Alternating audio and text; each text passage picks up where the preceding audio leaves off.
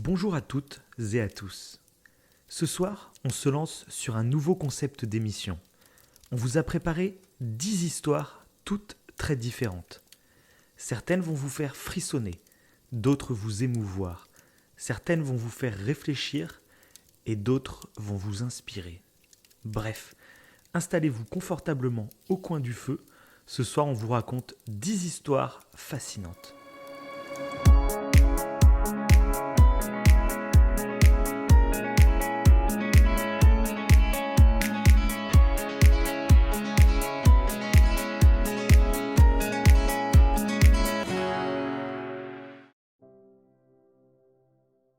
Bonjour, bonsoir. Je suis Davin, il est Wivo, et on vous propose ce soir une nouvelle émission avec un nouveau concept, comme on pourrait dire. Et elle nous tient à cœur cette émission, donc on espère vraiment qu'elle va vous plaire. Vous nous direz en commentaire si ce genre de format vous plaît. On sait que vous aimez beaucoup nos horror shows qu'on fait à la période d'Halloween, et donc on a décidé de vous raconter d'autres histoires, moins horrifiques, mais plus fascinantes. Et donc voilà, j'espère que ça va vous plaire. Monsieur Wivo, est-ce que vous allez bien ? Ça va parfaitement. J'ai l'impression d'être dans la même ambiance que les horror shows, c'est ça qui est agréable. On a chacun nos petites histoires dont on ne sait pas en fait le contenu. Donc il y a toujours ce petit suspense, ce petit mystère.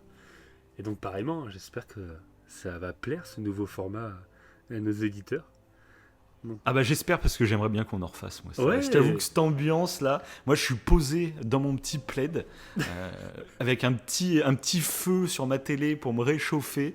On est vraiment au coin du feu là pour le coup, et on va se raconter des histoires pendant 1 heure et demie, je sais pas combien de temps ça va durer du coup.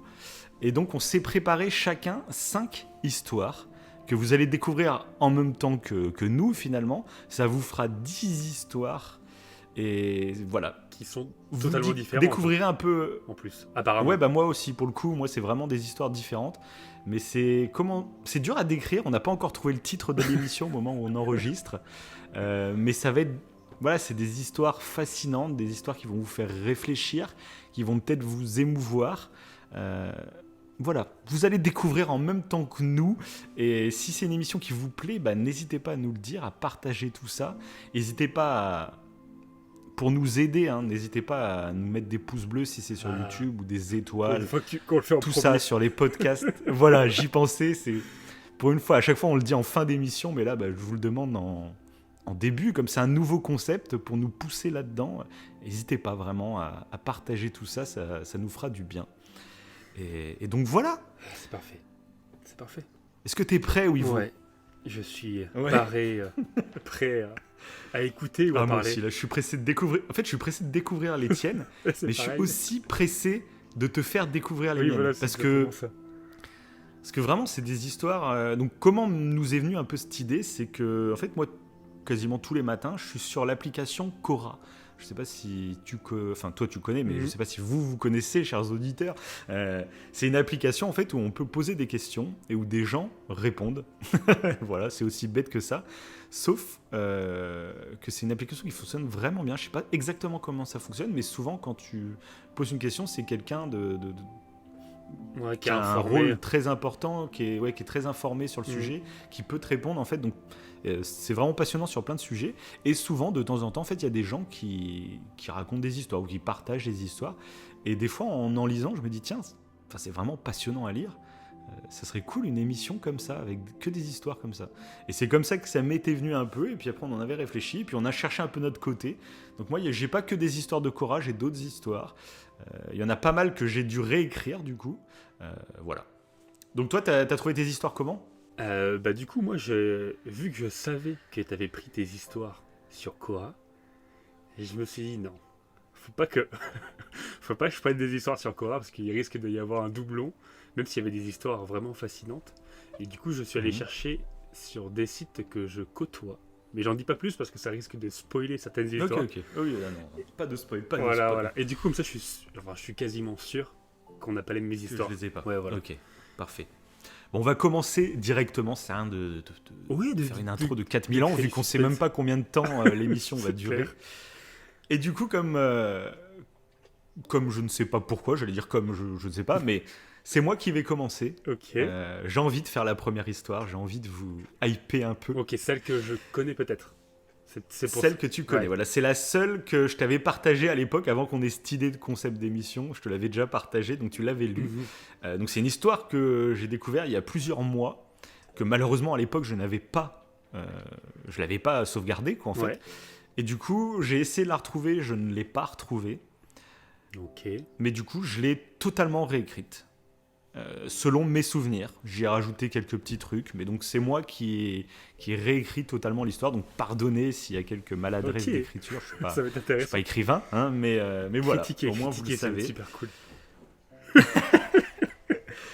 Et du coup, bah voilà, c'est une histoire relativement fascinante parce qu'elle parle de la vie après la mort, sur qu'est-ce qui se passe une fois qu'on meurt.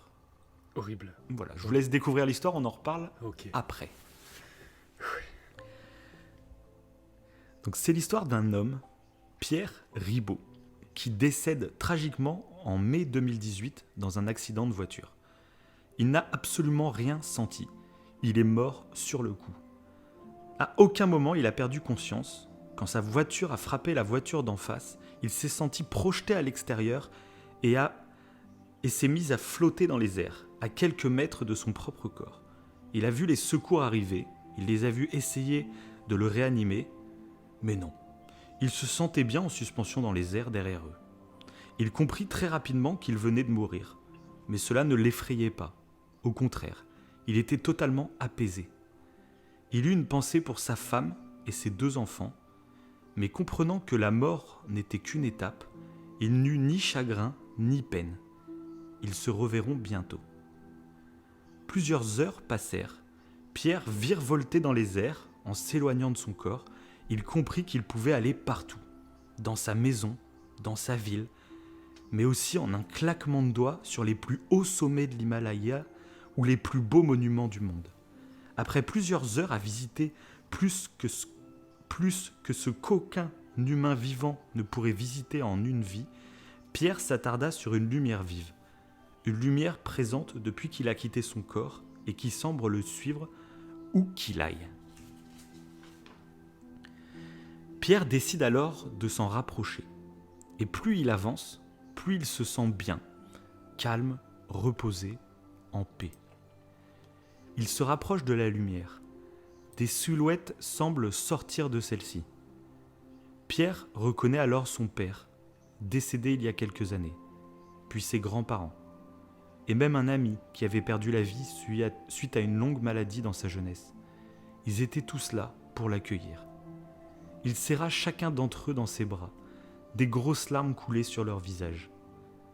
Ils finissent par lui dire de franchir la lumière, qu'il allait recevoir le savoir infini et qu'ensuite il pourrait les rejoindre dans cette nouvelle vie qui allait commencer pour lui. Pierre les quitta et s'enfonça dans la lumière. Il se retrouva dans une immense prairie, de l'herbe à perte de vue, une douce brise, des cours d'eau, des arbres aux fleurs et aux feuilles magnifiques. Il aperçut alors une silhouette s'avancer vers lui, une silhouette qui n'avait rien d'humaine, mais qui lui semblait très accueillante. « Bonjour, Pierre !» s'exclama-t-elle d'une voix rassurante. « Alors ça y est, tu as franchi les portes du réel, bienvenue à toi. »« Bonjour !» répondit Pierre timidement. « Tu dois avoir 1000 questions, et c'est bien normal. Je vais pouvoir répondre à quelques-unes, mais on se reverra plus tard pour toutes les autres. »« Oui, j'ai plein de questions. Sommes-nous au paradis ? » ?»« Non, nous ne sommes pas au paradis comme tu le conçois. D'ailleurs, nous allons parler quelques minutes. Puis, je te renverrai sur terre dans un nouveau corps. »« Ah bon ? Les bouddhistes avaient donc raison ? La réincarnation est donc vraie ? » ?»« Pas tout à fait. Déjà, tu dois savoir que ce n'est pas la première fois que l'on se voit. Je fais partie d'un monde bien plus riche et plus vaste que celui que tu connais. Et un jour, tu seras prêt pour le découvrir à mes côtés. « Qui êtes-vous ? » demanda Pierre. « Je suis tout simplement ton créateur. La Terre et l'univers que tu connais sont une création de ma part pour te façonner. Pour qu'un jour, tu sois prêt à vivre dans notre réalité à nous, avec moi et mes semblables. Pour le moment, tu n'es pas prêt. Ton âme n'a pas atteint la sagesse nécessaire et je vais supprimer ta mémoire pour te renvoyer sur Terre vivre une nouvelle vie. Cela te sert d'apprentissage. D'accord ? Mais donc c'est pareil pour tous mes proches ? Nous nous réincarnons tous ? Vais-je un jour les revoir, ma femme, mes enfants ? C'est plus compliqué que ça, Pierre. Tu es unique. J'ai construit ce monde uniquement pour toi. Comment ça ? Balbutia Pierre. Eh bien vois-tu, je vais te renvoyer sur Terre dans un nouveau corps, à une autre époque. Et comme je te l'ai dit tout à l'heure, nous nous sommes déjà vus. Tu sais, Pierre, ici le temps et l'espace sont totalement différents de ce que tu penses savoir dans le monde que je t'ai créé. Et cette discussion, par exemple, nous l'avons déjà eue exactement 3 257 643 fois. Et nous continuerons de l'avoir autant de fois qu'il faudra pour que tu sois prêt.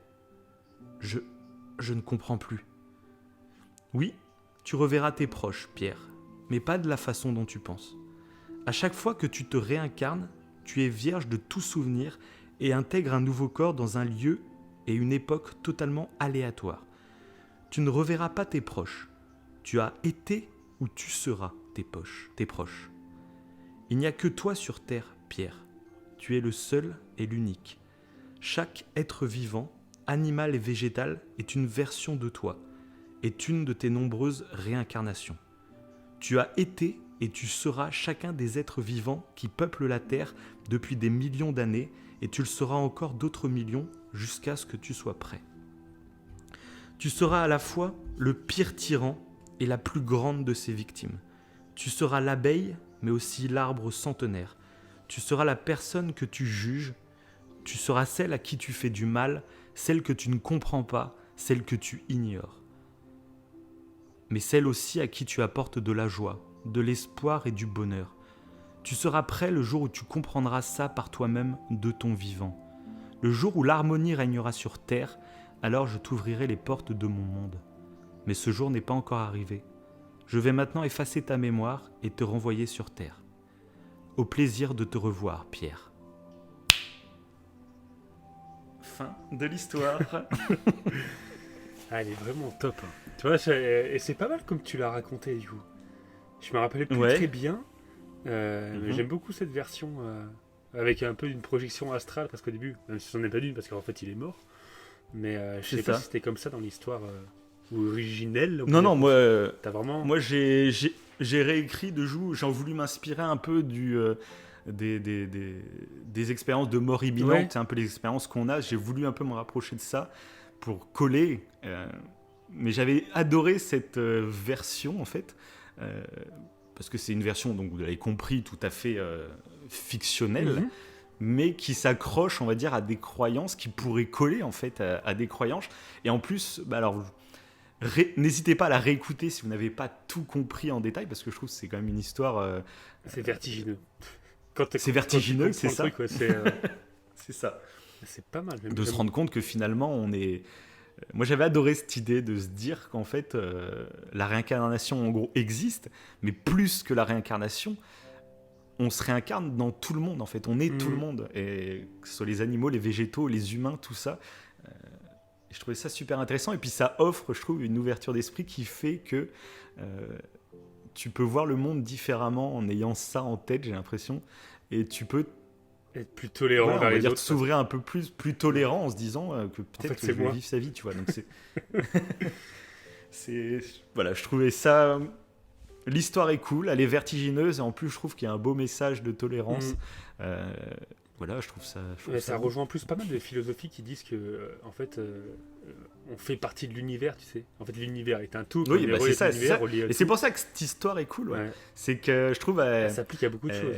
Apparaît crédible. Elle peut s'appliquer. Voilà, c'est ça. C'est comme si c'était la vraie version et tu te rends compte qu'il y a plein de religions, de courants spirituels qui surfe un peu sur ce truc sans jamais toucher la vérité. Et là, cette histoire, c'est comme si elle t'apportait la vérité. Ça rejoint même les théories de réalité virtuelle, de simulation informatique, dans lequel on serait tous en train de vivre, tu vois. Ça rejoint plein de trucs. C'est une théorie j'adore du cette tout histoire, métaphysique. Ouais, non, mais c'est ça. Ouais, parce que c'est trop. Mais je pense que je vais me servir de cette histoire pour créer une secte. Voilà. Ouais, vraiment top. En plus, je trouve que ça a une échelle un peu macroscopique, mais déjà à l'échelle microscopique, on est déjà un tout. C'est même déjà vertigineux de penser oui, bien sûr, qu'il y a des microbes qui communiquent avec nos cellules et du coup qu'on n'est pas une entité, on est plusieurs dans notre corps. Oui, c'est ça. C'est qu'il y a des millions et des millions de bactéries dans notre corps qui nous aident à vivre en fait, et qui interagissent sur même nos pensées. Donc c'est vrai que c'est un et tout. Du coup là, ça va encore plus loin. C'est pas mal. J'aime bien. C'est beau. Bon allez, c'était ma première histoire. Je suis pressé de découvrir la tienne. Ok. Donc je ne savais pas par laquelle commencer en fait. Moi non plus. Moi je les ai écrits dans un certain ordre, mais je vais les raconter dans un autre. Bon. Voilà. Ok, bon bah je vais commencer par celle que j'ai devant les yeux. Du coup, personne ne sait laquelle c'est. Et le titre, c'est un virus improbable. Voilà. Vu qu'on est en plein dans les virus. Ça va. Là, c'est d'actu. Et là, c'est un virus particulier. Eh ben, vas-y. On t'écoute. C'est parti. Un soir, vous entendez un bruyant murmure inquiétant de l'extérieur de votre fenêtre. Et intrigué, prenez votre manteau et sortez en cachette pour voir à quoi tout ce tapage est dû. Vous suivez la voie de la foule dans les rues sales, mal éclairées et non pavées, jusqu'à ce que vous rencontriez des dizaines de vos voisins réunis autour d'une femme qui danse. Au premier abord, cela peut paraître drôle, mais il y a quelque chose qui ne va pas. La femme semble souffrir beaucoup, et son visage est plein de douleur, comme si elle faisait tout cela involontairement. Ses membres bougent énergétiquement, presque violemment, et son bonnet de lin en sueur suggère qu'elle le fait depuis quelques heures. Soudain, elle s'effondre de fatigue. Les gens autour de vous semblent aussi confus que vous. Certains vont jeter un coup d'œil, d'autres partent avec des regards heureux sur le visage, pensant que le spectacle est terminé.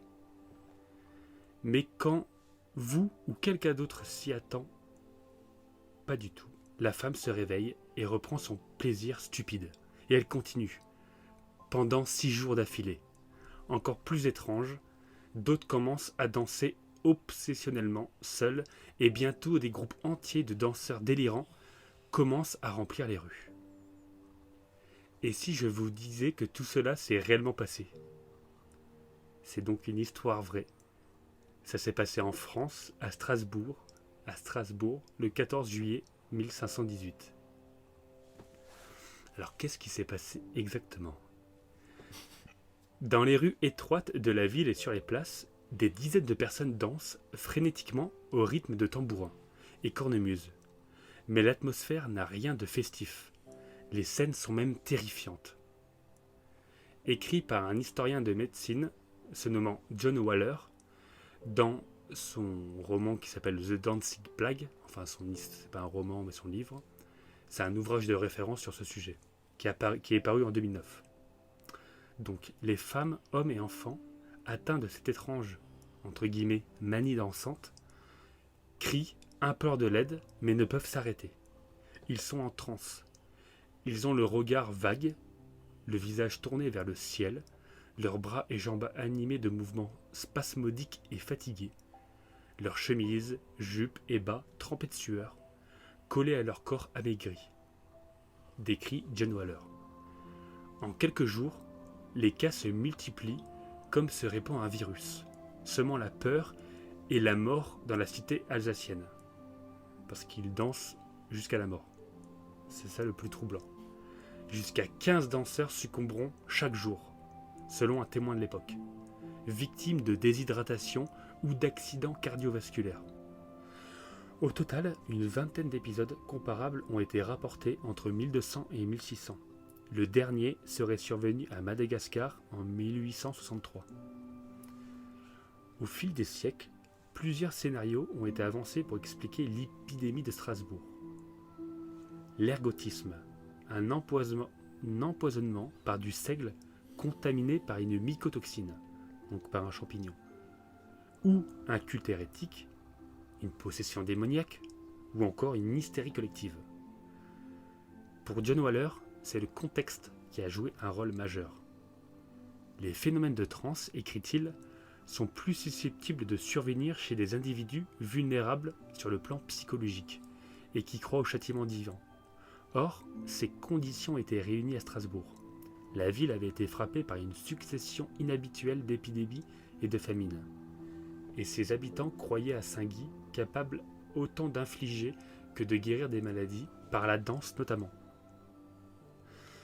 La description clinique évoque une hystérie au sens psychiatrique du terme, avec des symptômes de conversion, estime le pédopsychiatre et chercheur Bruno Falissard.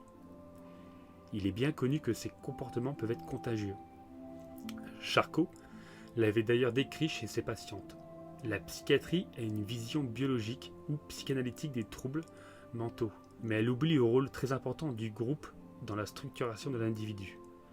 En gros, le groupe peut devenir une entité à part entière avec une synchronisation des comportements. D'où ce phénomène un peu de contagion. Est-ce qu'une épidémie de danse pourrait-elle se déclarer au XXIe siècle, comme à l'époque ? Peu probable selon Bruno Falissard. D'une époque à l'autre, les symptômes changent, car on ne peut avoir que les conversions que la société nous autorise. Les conversions d'aujourd'hui sont plutôt des manifestations gastro-entérologiques ou rhumatologiques, raisonnablement compatibles avec les données de la science. Cela n'empêche pas l'émergence de formes collectives. Par exemple, on peut se demander si l'épidémie de formes mineures d'intolérance au gluten, observée dans de nombreux pays, n'est pas en réalité une manifestation conversive collective, telle que cette hystérie, cette manie dansante de Strasbourg. Certains osent un parallèle entre ces manies dansantes et les rave parties d'aujourd'hui, au cours duquel les danseurs peuvent se déhancher dans un état second, au risque de tomber d'épuisement.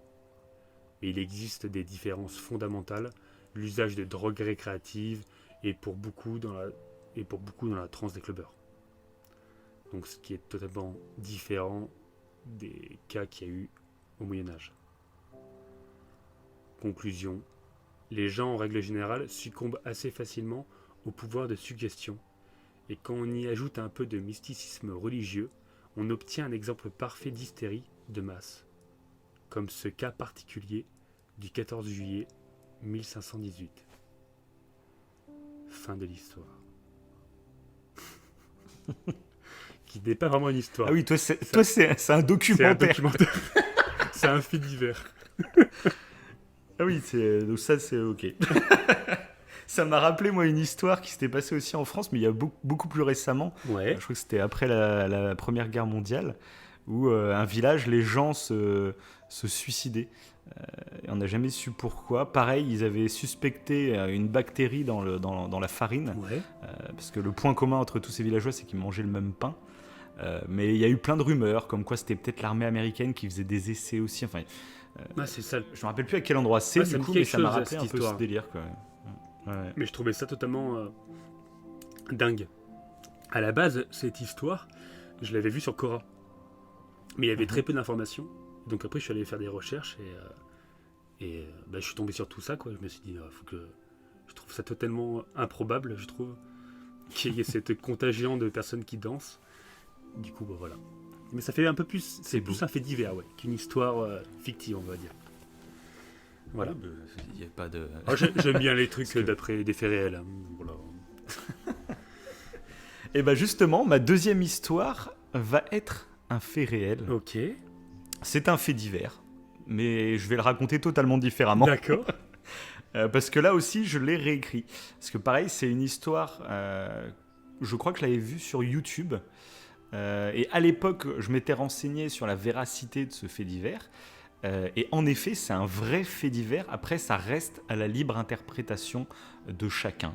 mais c'est considéré comme un vrai fait divers. Ok. Par contre, comme c'était il y a plusieurs mois, comme j'ai pas retrouvé la vidéo YouTube, comme j'ai pas retrouvé le fait divers, je l'ai réécrit et j'ai réécrit du coup le prénom de ce monsieur, etc. et les noms de tous les personnages de l'histoire, D'accord. parce que je m'en souvenais plus du coup. Donc voilà, si quelqu'un arrive à retrouver le vrai fait divers, vous comprendrez que c'est la même histoire, mais avec d'autres noms du coup. Et je suis désolé, j'ai vraiment fait les recherches, mais j'ai pas trouvé quoi. Ok. Mais l'histoire est passionnante, fait réfléchir, et comme c'est un fait divers, c'est vrai que c'est assez étonnant. Voilà. Ok. On est parti. Je m'appelle Matthews. Quand j'avais 18 ans, un soir, en sortant du lycée, j'ai aperçu dans une contre-allée un groupe d'étudiants en train de brutaliser un autre garçon. Sans trop réfléchir, je me suis avancé vers eux et les ai interpellés pour qu'ils arrêtent. Les étudiants se sont retournés et se sont mis à m'insulter. 2 d'entre eux se sont avancés vers moi, prêts à en découdre. Ils ont commencé à me frapper. J'ai rendu 2, 3 coups, mais la bagarre va tourner court, car je vais soudainement ressentir une douleur extrêmement violente à l'arrière de mon crâne. Mon corps va s'effondrer immédiatement et lourdement sur le sol. Puis, trou noir. Quelques minutes après, je vais enfin rouvrir les yeux. Des gens étaient autour de moi, il y avait la voiture des pompiers. On me demandait si j'allais bien. On m'a annoncé que j'avais pris un gros coup de batte de baseball à l'arrière du crâne. Mais plus de peur que de mal, je m'en sortirai uniquement avec une grosse bosse. Les étudiants ont été interpellés par la police et ont dû répondre de leurs actes devant la justice. Le garçon à qui j'ai porté secours s'appelait Thomas. Lui aussi était blessé, mais pas gravement. Il m'a remercié très chaleureusement pour mon intervention et on a fini par devenir de très bons amis. Et clin d'œil du destin, ou karma, vous l'appellerez comme vous voulez, je vais finir par rencontrer sa famille et je vais avoir un véritable coup de foudre pour sa sœur, Marie. Nous allons former un joli petit couple, animé par un amour passionnel et fusionnel. Je n'avais jamais été aussi heureux de ma vie. Les mois vont passer, puis les années. Notre couple ne va que se renforcer et 5 ans après notre rencontre, Marie va tomber enceinte d'un petit garçon. Nous allons l'appeler Tommy et on va vivre heureux pendant plusieurs années. Mais un jour, peu après mes 28 ans et les 5 de Tommy, j'étais assis sur mon canapé devant la télé et je vais remarquer quelque chose d'étrange. En effet, le vase en face de moi me semble différent de d'habitude. Je me rapproche et oui, c'est inexplicable, mais le vase change de forme tout seul. Ses bords semblent soudainement animés. J'approche mes mains pour le saisir, mais je constate avec effroi que mes doigts aussi prennent des positions incontrôlées et improbables. Mon fils arrive dans la pièce, je lui tends mes mains pour qu'il les voie lui aussi, mais il se met à parler dans un langage que je ne connais pas. Les murs de la pièce semblent à présent s'agrandir, ou alors c'est moi qui rétrécis, je ne sais plus. Je me lève, j'essaye de marcher vers mon fils, mais ma tête tourne et mes jambes sont lourdes, très lourdes. Après 2 ou 3 pas, je m'écroule au sol et tombe dans les pommes. Je vais finir par rouvrir les yeux, mais je ne comprends pas. Me voilà à nouveau dans la ruelle où a eu lieu la bagarre 10 ans plus tôt. Il y a un policier assis à côté de moi et 2 autres autour de ce qui semble être Thomas, inanimé sur le sol à quelques mètres. Je demande immédiatement ce que je fais ici et si Thomas va bien. On m'explique que je viens de me faire tabasser par des voyous, que je suis resté évanoui quelques minutes, qu'une ambulance est en route. Le jeune homme, lui aussi, s'est fait frapper, mais il ne s'appelle pas Thomas. Je demande immédiatement à voir mon fils et ma femme. Le policier me regarde interloqué et me répond seulement que pour le moment, je dois aller à l'hôpital. Les jours vont passer et je vais alors réaliser l'impensable. J'ai toujours 18 ans. Je n'ai jamais eu de femme ni d'enfant. Je suis simplement tombé dans les pommes après un mauvais coup derrière le crâne qui m'a fortement secoué. Les médecins n'ont jamais vu ça, mais il semblerait que mon cerveau a réagi au choc en me plongeant dans un profond rêve, me donnant l'illusion de vivre 10 années au paradis. Le problème, c'est que normalement, au réveil, le cerveau fait tout pour qu'on oublie ses rêves, histoire de ne pas fabriquer de faux souvenirs. Là, sans doute pour pallier le choc d'un coup reçu derrière le crâne, je n'ai rien oublié de ce rêve. Au contraire, je suis persuadé encore aujourd'hui avoir vécu chaque instant réellement. 10 ans de vie, Marie et Tommy que j'ai aimés de toutes mes forces, notre maison, nos moments passés ensemble. Tout ceci n'existe plus ailleurs que dans ma tête. Par la suite, j'ai vécu environ 3 ans de dépression horrible. J'étais affligé de la perte de ma femme et de mon enfant, et pourtant, je savais qu'ils n'avaient jamais vraiment existé. J'avais peur de devenir fou. Je pleurais jusqu'à ce que je m'endorme en espérant pouvoir les revoir dans mes rêves. Je n'ai jamais revu Marie. Parfois, je vois mon fils, toujours âgé de ses 5 ans, mais je n'entends jamais ce qu'il me dit. Fin de l'histoire. Ouais. Elle est géniale cette histoire. Elle est badante, Ah ouais. Elle est vraiment badante. Et donc, comme je le disais, c'est un vrai fait divers. Après, bon, c'est pas ce qui se passe réellement dans la tête de cet homme, mais c'est son véritable témoignage. Ce qui est arrivé, cette baston, le fait qu'il soit évanoui, c'est réel. Et après, quand il s'est réveillé, il était en train de demander sa femme et ses enfants. Enfin, son enfant. Ouais, c'est quoi. ça. C'est super troublant. Parce que quand tu te mets à sa place, tu te dis, mais. C'est horrible. C'est horrible. T'as enlevé. C'est vraiment badant. Ça rejoint presque la première histoire que tu as faite. En fait, la première histoire, c'était une autre de ses vies. Et il y a un bug, en fait, il s'en rappelle. Le créateur a fait une connerie. Non, mais c'est génial. C'est ça. J'en avais jamais entendu parler de ce truc. Cette histoire m'avait vraiment fasciné. Et voilà, il me semble que c'est sur la chaîne de Feldup. C'est un youtubeur que tu connais. Donc, il me semble, et je suis pas sûr, mais il me semble que c'est sur sa chaîne que j'avais entendu parler de cette histoire. Mais je suis pas sûr, mais je vous invite tous à découvrir sa chaîne, ceux qui ne le connaissent pas. Il fait vraiment du bon boulot et c'est vraiment passionnant. Ok. Donc voilà, ma deuxième petite histoire très badante. Ouais, en plus ça parle de cerveau. Intéressant. Oui, pour le coup, avec les rêves. Ouais. C'est pas mal. Du coup, je vais changer l'organisation de mes histoires. Et c'est parti pour une histoire, on va dire chevaleresque un petit peu, si on peut dire ça comme ça. Chevaleresque. Ouais. Enfin, plus précisément, parce que ça peut porter confusion, je vais parler d'une femme. C'est parti, j'en dis pas plus. Je vais parler de Tomoe Gozen, qui est donc née vers 1157, probablement dans la province de Musashi, près de Tokyo. Voici son histoire. Sa mère était la nourrice du fils du seigneur local Yoshinaka, que la petite fille côtoie donc fréquemment.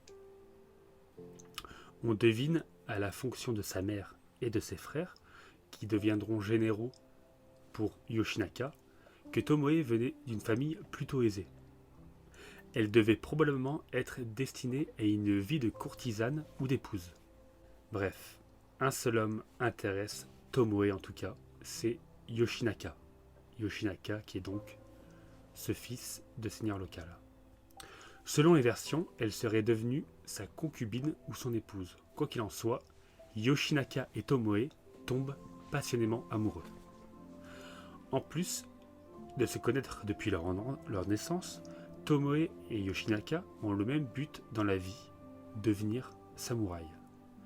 À l'époque, de nombreuses femmes savaient se battre, celles qu'on appelait Onabugesha, apprenaient généralement à manier la naginata, donc cette longue lance à la lame courbée, afin de pouvoir défendre leur maison et leur famille lorsque c'était nécessaire. Mais Tomoe refuse d'être cantonnée à un rôle de protectrice de foyer. Ce qu'elle veut, ce sont les honneurs et la gloire. Et pour cela, il faut aller à la guerre. Tomoe suit donc le Kyuba no Michi, ou voie de l'arc et du cheval, un ensemble de règles et de coutumes que suivaient les samouraïs à cette époque. Elle devient une excellente cavalière et une archère sans égale, et se distingue ainsi des autres femmes et même d'un bon nombre de soldats. Devenir samouraï n'est certainement pas à la portée de tout le monde. En 1180, Tomoe réalise enfin son rêve. Elle participe aux côtés de Yoshinaka à la guerre de Genpei. Ses talents de stratège et de combattante lui valent peu à peu le respect des troupes de Yoshinaka, si bien que ce dernier la nomme capitaine, puis général, lui faisant confiance pour mener plus d'1 millier d'hommes au combat. Son courage était tel que selon le Heike Monogatari, le Heike Monogatari, pour rappel, c'est un peu les seules traces qu'on a de cette histoire. Donc Tomoe n'avait peur ni des dieux, ni des démons. Selon les coutumes de l'époque, les batailles débutaient généralement par un combat à mort entre les 2 meilleurs samouraïs de chaque camp. C'était donc Tomoe que l'on envoyait régulièrement. Ses traits fins étaient probablement dissimulés par le masque de son uniforme. Imaginez la stupeur avec laquelle le camp adverse découvrait que l'impitoyable samouraï qui venait de tuer leur champion était une femme. Parmi les exploits de la jeune guerrière, le Heike Monogatari mentionne la bataille de Yoko Tagawara en juin 1181, au cours de laquelle Tomoe abat à elle seule 7 cavaliers et collecte leurs têtes. Il était très courant pour un samouraï de conserver les têtes de leurs victimes afin de prouver leur valeur au combat. Exhiber son dernier décapité, c'était un peu comme montrer son CV. On mentionne également une bataille l'année suivante où Tomoe aurait vaincu 2000 combattants Taira avec une armée de seulement 300 samouraïs. On est un peu dans le film 300, quoi. Presque. Cependant, la parenthèse enchantée, à base de chevauchées épiques et de têtes coupées, doit se refermer. En plus de combattre les Taira, les Minamoto se déchirent dans une lutte intestine. Humilié par son cousin Yorimoto, Yoshinaka, donc le concubin de Tomoe, veut prendre le contrôle du clan. Il commence donc à comploter avec Yuki, un complice à lui, pour kidnapper l'ancien empereur et établir leur propre gouvernement au nord de Kyoto. Sa légitimité devant justifier leur règne. Mais Yuki, son complice, se dégonfle et prévient Yorimoto. Ce dernier envoie ses 2 frères, mais il est trop tard. Après un siège dans la capitale, Yoshinaka s'enfuit à Uji. C'est à l'endroit où avait commencé la guerre que se conclut l'épopée de Yoshinaka et Tomoe. Lors de cette dernière bataille, un samouraï nommé Uchuda tente de capturer Tomoe, qui réplique en chargeant au galop, armé de sa nagitana. Le bougre finit embroché tel un yakitori pour avoir essayé de se frotter à l'intrépide combattante. Mais cette fois-ci, les ennemis étaient trop nombreux. À la fin de la bataille, seule une poignée de samouraïs est toujours debout. Sentant sa fin approcher, Yoshinaka demande à Tomoe de partir. On l'imagine aisément, fougueuse, plaidant pour rester à ses côtés, jusqu'au bout comme le code samouraï l'impose. Mais non, elle finit par plier et respecte la dernière volonté de son compagnon. Mais Tomoe n'est pas du genre à partir sur la pointe des pieds et livre à la postérité un dernier exploit flamboyant. Elle se lance dans un ultime affrontement avec une trentaine de cavaliers et, toujours sur un cheval au galop, arrache la tête d'un homme à main nue, qu'elle jette au loin. Un geste lourd de signification. Quel intérêt désormais de conserver la tête de son ennemi. Après cela, la jeune guerrière se débarrasse de son armure et disparaît.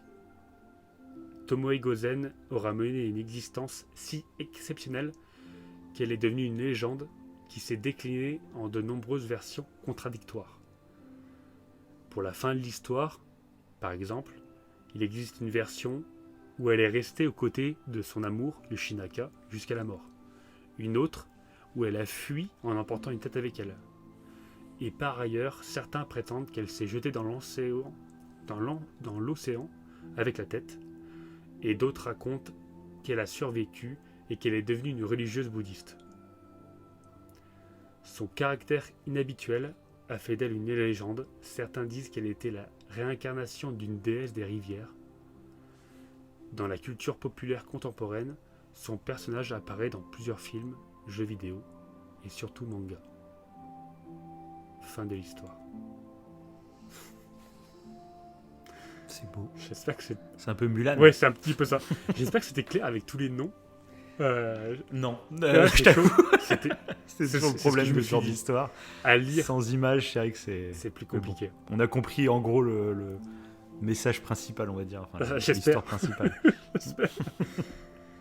Et donc cette histoire là que tu as racontée, c'est une légende ou une histoire vraie Alors, ou c'est quoi c'est exactement une histoire vraie.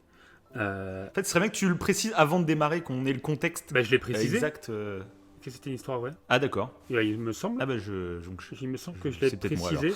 Mais oui, après, le truc, c'est que en fait, les écrits font que c'est devenu un peu légendaire. Le seul truc qu'on a, c'est c'est les traditions orales des moines Biwa Oshi. Et c'est un peu des... tu vois le moine, enfin pas le moine, mais le mec qui chante dans la série The Witcher, qui chante les un peu Ouais, les... d'accord, voilà, les sortes ouais, de- voilà. oui, Et bah, les bardes. ouais, c'est ça, exactement, les bardes. Et bah les moines Biwa Oshi, c'était un peu des bardes asiatiques, quoi. Mhm. Et c'est comme ça qu'ils ont véhiculé l'histoire de Tomoe. Et après, bah, tout a été écrit sur un D'accord. genre d'écrit qui Ouais. s'appelle Eiki C'est Monogatari. un peu Mais bon, c'est un peu comme les travaux d'Hercule, C'est trucs ça. comme ça. après ça... C'est censé être, on va dire, historique, mais c'est plus une tradition orale, C'est ça, ouais. une légende qui s'est formée. Ok. Il y avait quelques Et traces tu m'as dit que écrites. c'était en quelle année? C'était en... donc les écrits ont été écrits en 1371, mais elle est née, soi-disant, en 1157. Ah oui, donc c'est récent quand même. La guerre était en 1180. Voilà, la guerre qu'elle a... D'accord. Et il n'y a pas autant de traces, d'accord. ok. Non, après il y a des traces de femmes, Parce que effectivement, qui ont été les guerrières histoires grecques, samouraïs. tout ça, ça date de plusieurs millénaires avant Jésus-Christ. Tout à quoi. fait, Donc ouais. c'est pour ça que c'est des légendes. Là, ça paraît hyper Mhm. récent, quoi. Ouais. Non, il y a des traces de femmes guerrières. Mais après, de Mhm. Tomoe, non, à part ces trucs D'accord. oraux, voilà, il n'y a pas eu plus de traces que ça. Mais je trouvais ça intéressant, en fait, cette histoire, parce qu'on en avait vaguement parlé dans le podcast sur le dernier samouraï, justement, où les femmes sont censées aussi savoir se battre, et on ne le voit pas très bien, en fait, dans le film. Et, Mhm. Oui, c'est vrai. et, ouais. Oui, je me rappelle. ouais, ouais. ouais. Et on voit d'ailleurs, à un moment, on les voit sur les chevaux en train de tirer à l'arc. Ça représente un peu Mhm. l'art que les samouraïs hommes, si on peut dire ça comme ça, apprenaient en fait. Mhm. Et elle a vraiment voulu se démarquer, ouais. Un peu comme Mulan justement. Même si les femmes apprenaient à se battre, plus pour défendre le foyer, elle a voulu carrément partir en guerre, quoi. Donc Mhm. voilà. D'accord. C'était pas la seule, mais bon, je pense que c'est un peu une icône pour montrer que il y Oui, avait des voilà, femmes ouais. samouraïs Mhm. qui se battaient, quoi. En gros. Ok. Voilà. Je l'aimais bien cette petite histoire. Eh bien, parfait. Et d'ailleurs, tu parlais de Feldop comme youtubeur, et la première fois que j'ai Mhm. entendu cette histoire, c'était grâce à Nota Bene, qui D'accord, parlait ouais. de femmes un peu badass dans l'histoire. De l'histoire. Ouais, Ok, c'est ça. d'accord. Ok. Voilà. Une très bonne chaîne aussi qu'on vous Ouais, recommande. carrément. Hein. C'est de la vulgarisation historique, sa Ouais, chaîne. c'est est super intéressant. une des meilleures en France. Mm. Hein, ouais. Bon, bah, c'est à moi pour ma troisième histoire. Allons-y. Donc là, c'est une histoire. Je pense que j'en parlerai un peu plus après. Ok. Mais c'est une histoire vraie. Comment dire, c'est un homme qui a vraiment existé, dont ses écrits en fait sont arrivés des années et des années plus tard aux yeux du grand public. Et c'est fascinant. Voilà, je vais pas en dire plus pour pas spoiler, mais c'est fascinant. Voilà. Ok. Donc c'est parti. Je vais vous parler de Paul Amadeus Dienard. Il est né à Zurich, en Suisse, en 1884 et a fait carrière comme professeur d'allemand et de français. L'un des événements les plus choquants de sa vie a été lorsqu'il a contracté une mystérieuse maladie qui ne disparaîtra qu'en 1924, l'encéphalite léthargique. Cette maladie, cliniquement morte depuis près d'un siècle, est caractérisée par un état léthargique ou comateux qui peut durer des heures, des jours, des semaines, des mois ou même des années. Paul fut d'abord atteint d'une encéphalite léthargique en 1917, seulement l'espace de 15 minutes. Puis, une seconde fois, beaucoup plus violente, car durant 1 an, en 1921, donc où il resta dans le coma pendant une année entière. Lorsqu'il se réveilla dans un hôpital de Zurich, on lui diagnostiqua en plus la tuberculose. Il déménagea donc à Athènes, en Grèce, une ville censée être plus saine, où il enseigna l'allemand et le français et rencontra Georgios Papatsotsis. Excusez pour mon accent, hein, accent grec. Donc c'est un de ses élèves à qui il va confier la traduction de ses journaux intimes juste avant sa mort en 1924.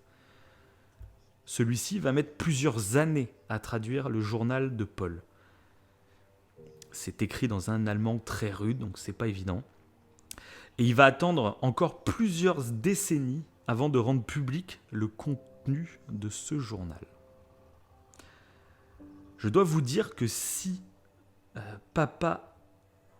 Papatzis n'était qu'un étudiant au moment de recevoir le journal de Paul, il est devenu un homme très respectable de son époque. Il a été vice-président du mouvement européen, Conseil national de Grèce, membre fondateur de la Société philosophique grecque et professeur de philosophie et de culture. Il a beaucoup risqué en publiant le témoignage de Paul, et cela reflète à lui seul sa croyance inébranlable en son authenticité. En effet, au cours de l'année où Paul était dans le coma dans un hôpital genevois, il affirme dans son journal intime être entré dans le corps d'une autre personne, Andreas Northam, et a vécu une année entière en 3906 après Jésus-Christ, soit dans plus de 2000 ans. Une fois remis de son coma, Paul n'a parlé à personne de sa remarquable expérience parce qu'il pensait qu'il serait considéré comme un fou.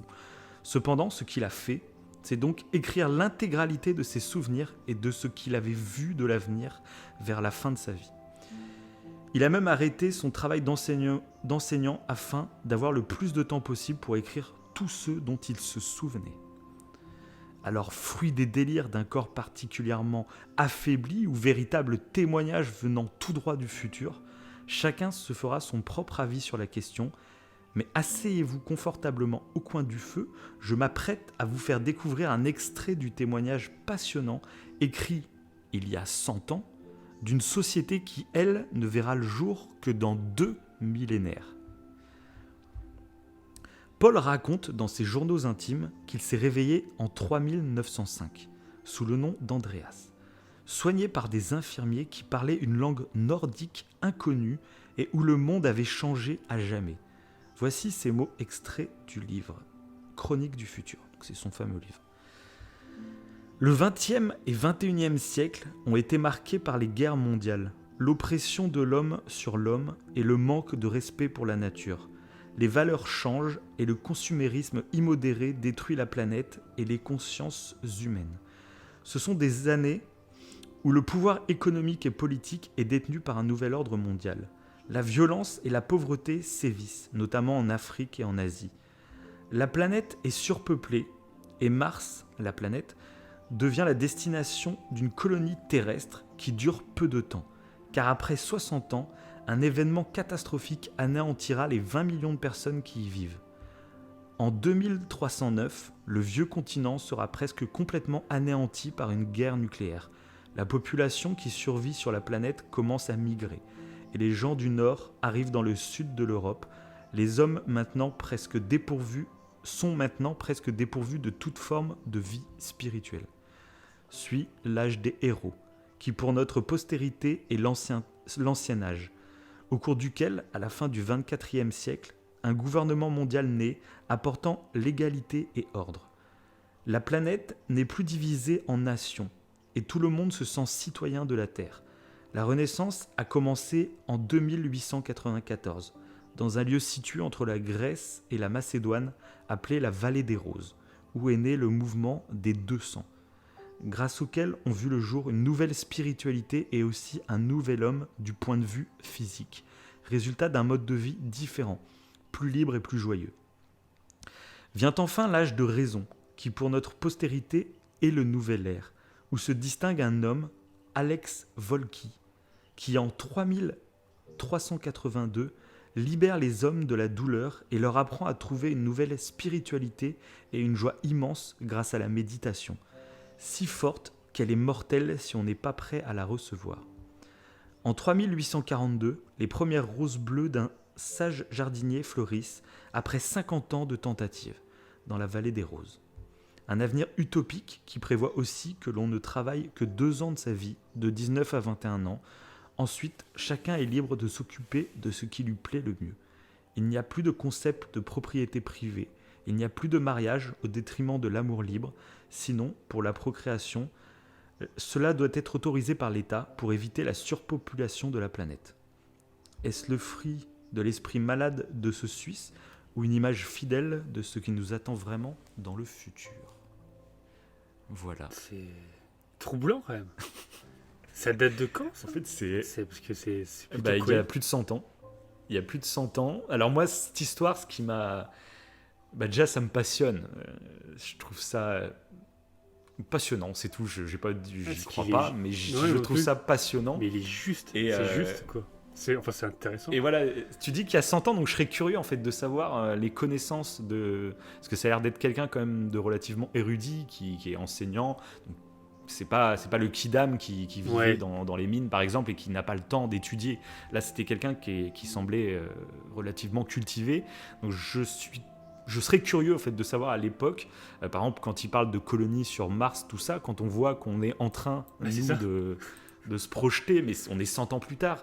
À l'époque, on n'avait même pas voyagé jusqu'à la Lune. Je sais, même la conquête spatiale n'était qu'un vague projet, tu vois. Donc c'est ça qui m'a fait tilter. En plus, c'est 1924 et il va parler du problème du nucléaire.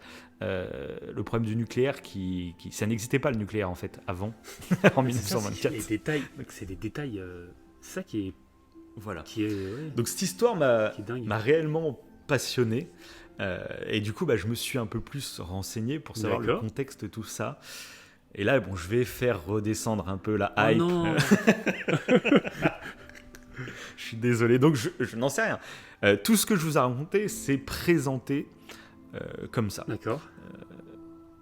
Sauf que, en faisant des recherches, en essayant de trouver un peu plus de détails, déjà, on tombe sur pas beaucoup de sites français. C'est une histoire qui n'a pas fait beaucoup de vagues en France. Donc, j'ai dû traduire pas mal de pages d'articles qui venaient d'autres pays. Et je me suis rendu compte qu'en fait, il y avait toute une mythologie à côté de ce livre. Donc, c'est un livre qui est en vente actuellement. On peut l'acheter si on veut. Mais je me suis rendu compte que là où ça devenait un peu bizarre, j'ai envie de dire, c'est qu'il y a vraiment toute une mythologie autour. Que voilà, l'histoire de cet étudiant qui aurait récupéré ce journal, il y a toute une histoire en rapport avec les nazis. Après, ça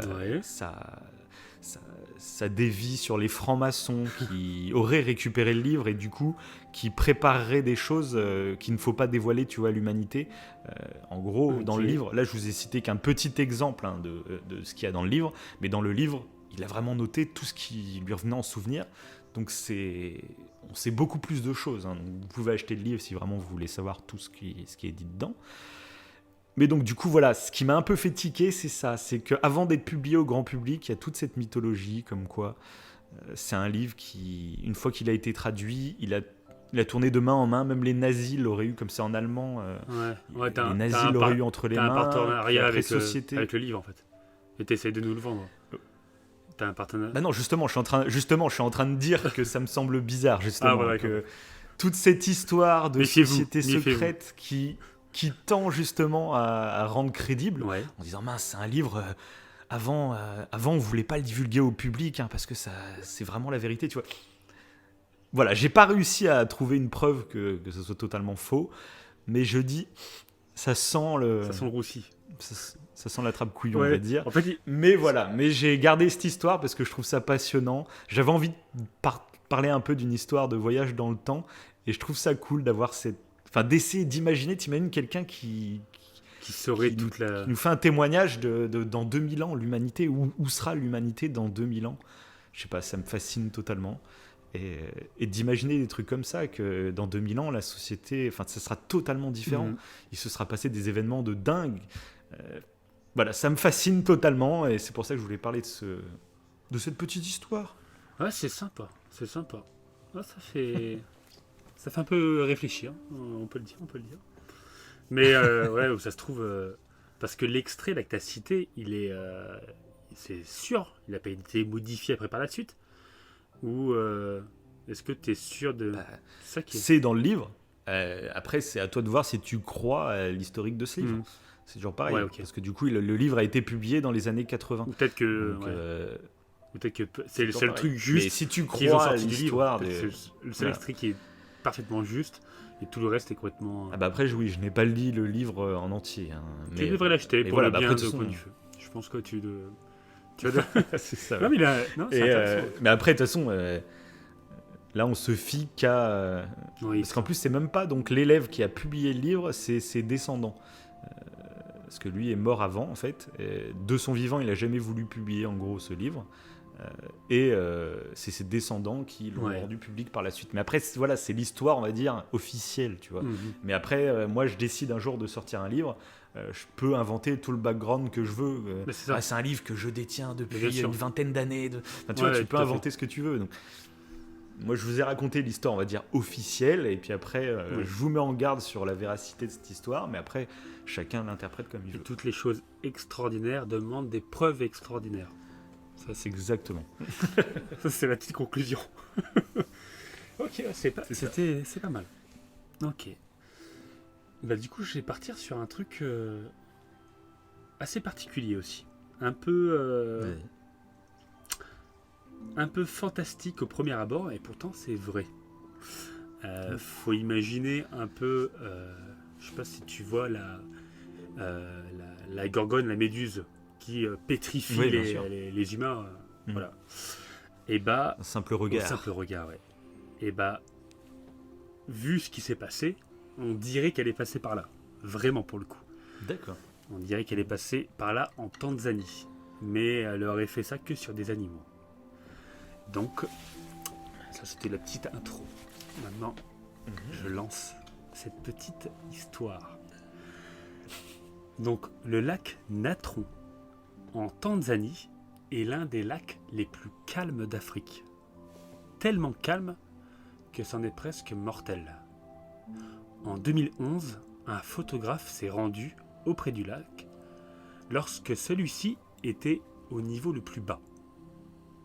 Quelle n'a pas été sa surprise en découvrant les corps pétrifiés de nombreux animaux.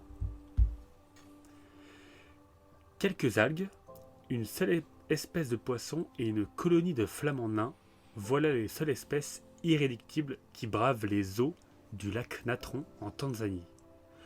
Tous les autres, qui ont la mauvaise idée de s'aventurer dans un ou près des eaux du lac, finissent inévitablement calcifiés.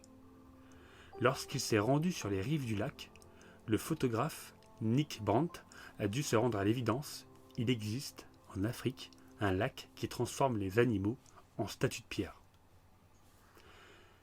Il dit « Lorsque j'ai aperçu ces créatures pour la première fois, j'étais stupéfait. J'ai ensuite voulu les mettre en scène comme s'ils étaient encore vivants. » Pendant plusieurs semaines, le photographe a récolté des spécimens particulièrement bien conservés auprès des locaux. Lorsque j'ai pu récupérer le corps complet d'un aigle, c'était extraordinaire, s'exclame-t-il. La réalité est en revanche un peu plus compliquée pour l'écosystème du lac Natron. Situé donc au nord de la Tanzanie, il est, à la différence de la plupart des lacs qui contiennent de l'eau douce, un lac salé. Autrement dit, il contient de l'eau recelant de grandes quantités de sel, ce qui permet à cette eau d'arriver dans le lac, mais lui empêche de s'en échapper. Elle peut seulement se dissiper par évaporation. Dans le monde, les lacs salés sont peu fréquents. Les plus connus sont la mer Morte, le Grand Lac Salé en Amérique ou encore la mer Caspienne. En revanche, contrairement à ces derniers, le lac Natron est extrêmement alcalin. Cela signifie que son pH est supérieur au pH neutre qui est de 7, d'après les mesures réalisées par des scientifiques. Le pH du lac est de 10,5, soit presque aussi élevé que celui de l'ammoniac, qui est de 11,6. Si le milieu est aussi alcalin, C'est à cause des grandes quantités de natron, mélange de soude et de bicarbonate de sodium, contenus dans l'eau et qui ont donné son nom au lac. Par conséquent, le moindre contact avec l'eau peut s'avérer dangereux, que ce soit pour les humains ou pour les animaux. L'eau est tellement caustique qu'elle inflige une douleur incroyable à la moindre petite coupure. D'ailleurs, personne ne va jamais y nager. Ce serait complètement dingue.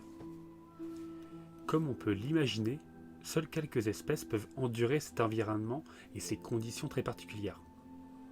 Avec donc son pH de 10,5 et une eau qui peut chauffer jusqu'à 60 degrés, seules quelques algues et 3 espèces de poissons, dont 2 endémiques au lac, supportent ces conditions de vie.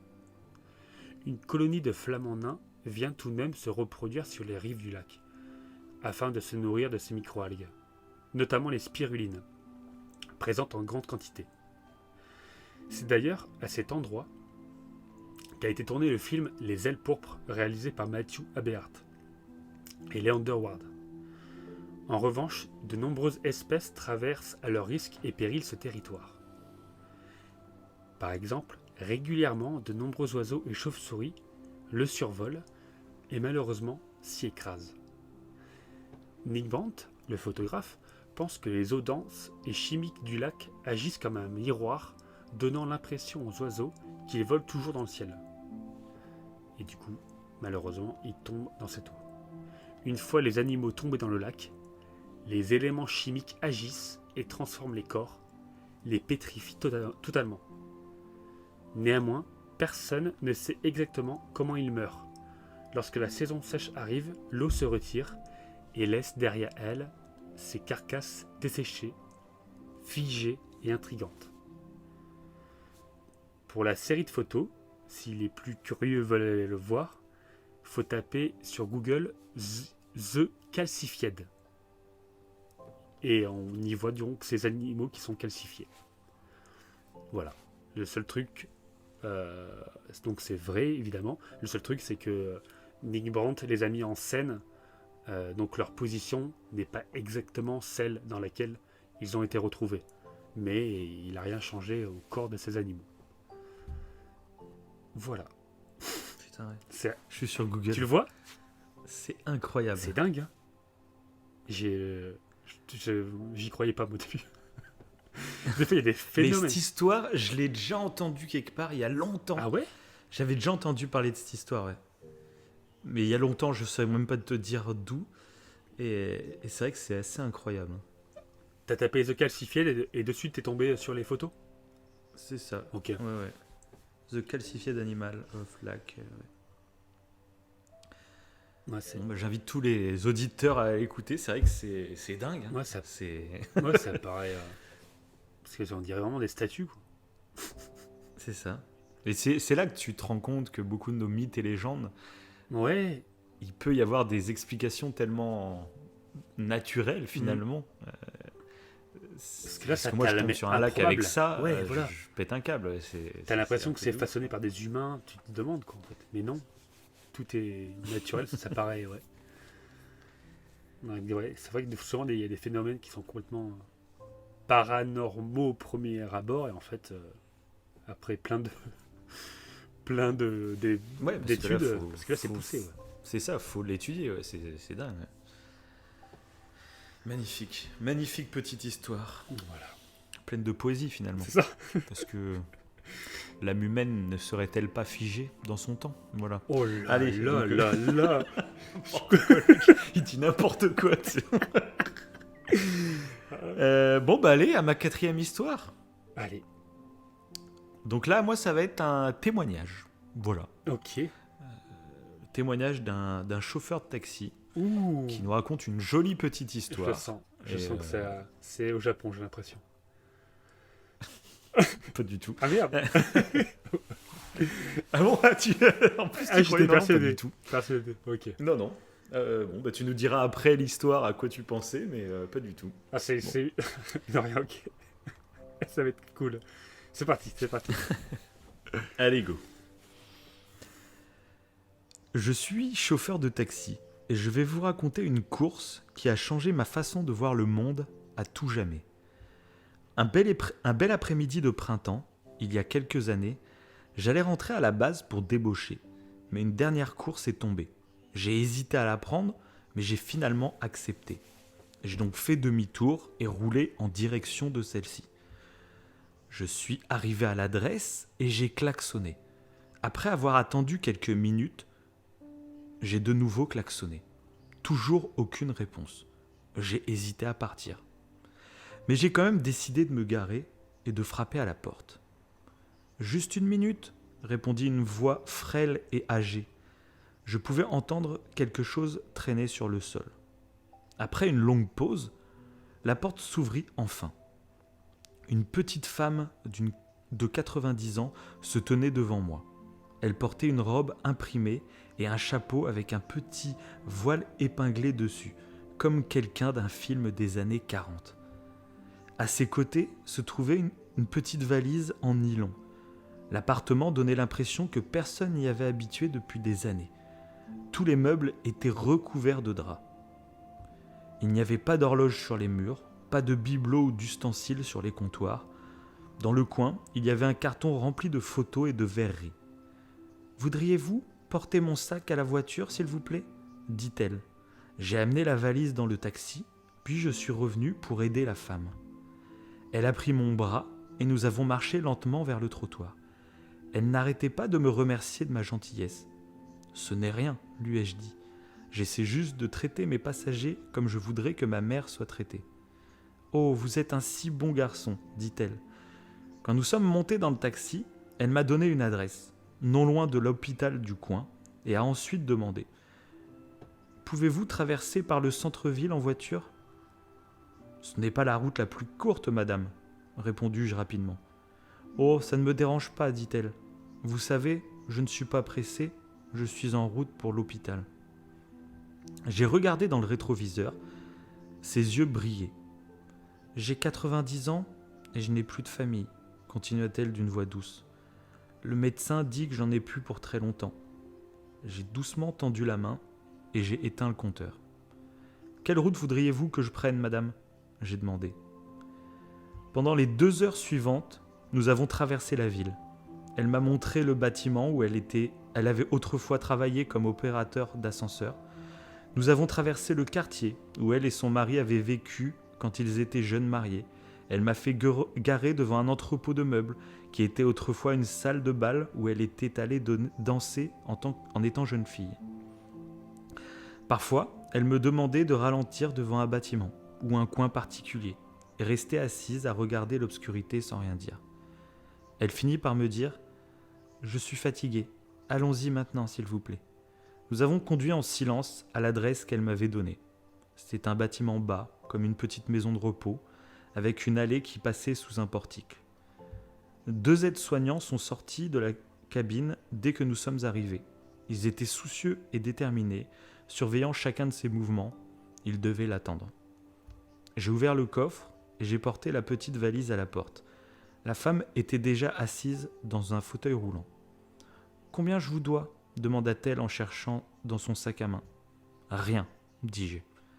Vous devez gagner votre vie. »« Il y a d'autres passagers, » ai-je répondu. Presque sans réfléchir, je me suis penché et je lui ai fait un câlin. Elle me tenait fermement. « Vous avez donné à une vieille femme un petit moment de joie, dit-elle. Je vous remercie. » Je lui ai serré la main. Les aides-soignants l'ont amenée. Puis, je suis retourné m'asseoir dans ma voiture. Derrière moi, une porte fermée. C'était le son de la fin d'une vie. Je n'ai plus pris de passagers cette journée-là. J'ai conduit sans but, perdu dans mes pensées. Pour le reste de la journée, je pouvais à peine parler. Et si cette femme avait eu un chauffeur en colère ou quelqu'un qui était impatient de terminer sa journée de travail? Et si j'avais refusé la course? Ou si j'avais klaxonné seulement une fois avant de repartir? C'était une journée parfaitement anodine, et pour beaucoup, elle le restera. Mais pour moi, aujourd'hui, je ne pense pas avoir fait quelque chose de plus important dans ma vie. Nous sommes conditionnés à penser que nos vies tournent autour de grands moments, mais les grands moments nous surprennent souvent, magnifiquement enveloppés dans ce que d'autres peuvent considérer comme un petit moment. Les meilleurs moments que vous vivrez se passeront avec d'autres personnes. Ce ne sera pas en achetant une voiture plus belle ou une maison plus grande. Non. Le vrai bonheur, celui qui vous transperce les tripes, celui qui vous envahit et ne vous lâche plus pendant des jours entiers, viendra lorsque vous aiderez d'autres personnes, lorsque vous effectuerez des actes bienveillants, lorsque vous abandonnerez tout superflu pour vous concentrer sur l'essentiel. Je me suis oublié l'espace de quelques heures et c'est selon moi une des meilleures choses que j'ai pu faire dans ma vie. Donner un moment de joie à une personne qui en avait besoin. Fin de l'histoire. Génial. Génialissime. J'ai surkiffé. Je l'ai trouvé émouvant, cette histoire. Quand je l'ai lu. Oui, non, mais Je l'ai carrément. trouvé émouvant. Pourtant, Ça fait partie, c'est moi, très de ma... simple. Mais Ah oui, c'est Mais- tout bête. ouais, je la trouve. Mais ça fait partie de ma philosophie du... ça sert à rien de chercher à Mais j'ai cru que c'était toi qui l'avais écrite. faire des trucs énormes. Ah bon ouais.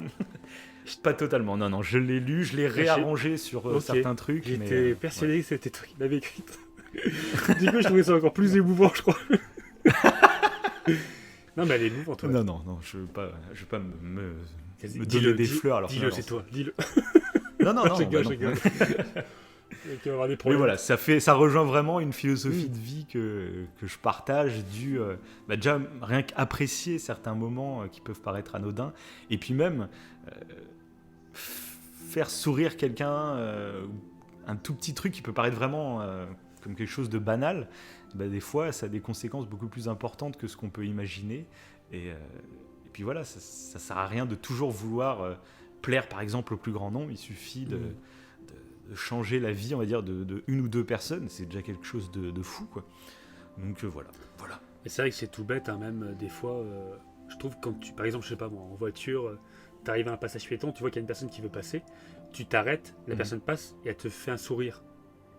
Je trouve que rien que ça, c'est vraiment Ah oui, mais agréable. c'est vrai, c'est des petits détails. C'est un petit détail. C'est ça. Plutôt que s'énerver, je sais pas, des fois la colère c'est comme contagieux. Je parlais de la manie, Ouais, bien la sûr. danse tout à l'heure, mais la colère c'est contagieux, je trouve surtout en voiture. Et là, des fois, des petits Mhm. sourires comme ça en voiture et tout, cette courtoisie fait que ça fait du C'est bien en un fait. truc tout bête, mais oui, Ouais. bien sûr, c'est ça, exactement. C'est ça. Non, c'était une belle histoire. Donc voilà. Ah, mais dis donc, on a de tout là. C'est C'est une histoire. c'est- Ah oui, mais c'est- c'est ça. Là, c'est vraiment. C'est génial ça. En tout cas, j'espère que ça a plu aux auditeurs. Moi, je suis. J'espère aussi. Je suis Continuez au à nous conif. dire quelle est votre histoire préférée. N'hésitez pas, ouais, c'est ça, à nous dire aussi les histoires que vous avez préférées. Comme ça, pour le prochain numéro, on On sait pourra vers quoi savoir à peu s'orienter. près s'orienter vers ce qui plaît le plus Ouais, ou tout à quoi. fait. Quel genre d'histoire, parce que là, on fait vraiment des histoires différentes. Donc, Oui. n'hésitez pas à nous dire celles que, par exemple, vous n'avez pas du tout aimées. Ou parlez, exprimez-vous. Ouais, parce que là, ça va être encore totalement différent. Celle que je vais sur laquelle je c'était vais beau. enchaîner. Après, c'est l'émission pilote. Hein. De toute façon, c'est l'émission pilote. Donc, on a fait des histoires complètement différentes et on Voilà. verra bien ce que ça donne, quoi. Ouais, c'est ça, c'est un petit test. Hein. Puis après, c'est toutes ces histoires différentes, ça peut être sympa aussi. Je ne sais pas. À vous de nous dire, en tout cas, à vous de nous dire. Voilà. Donc c'est parti. On va parler de la menace des neurosciences. Oula. Donc pour moi, c'est un crime de dire ça. Voilà, moi qui adore les neurosciences, hein, voilà. Et ben on va parler de ça. D'ailleurs, allez visiter l'Instagram Wivo Cerveau. CERVO. C'est une petite masterclass. Merci. Hein, voilà. T'es gentil de me faire un petit peu de pub. Ah bah, faut Mais bien je suis le là. vendre un peu ton petit. C'est ça, mais là je pense qu'après cette histoire, plus personne va vouloir aller le voir. Ah d'accord. Non, ok. je pense pas. Bah, Je pense c'est pas. pour ça. Faisons la pub Faites-le avant. maintenant, hein. faites une pause, prenez un café. Allez, c'est parti. Donc, est-ce que les neurosciences sont donc une menace ?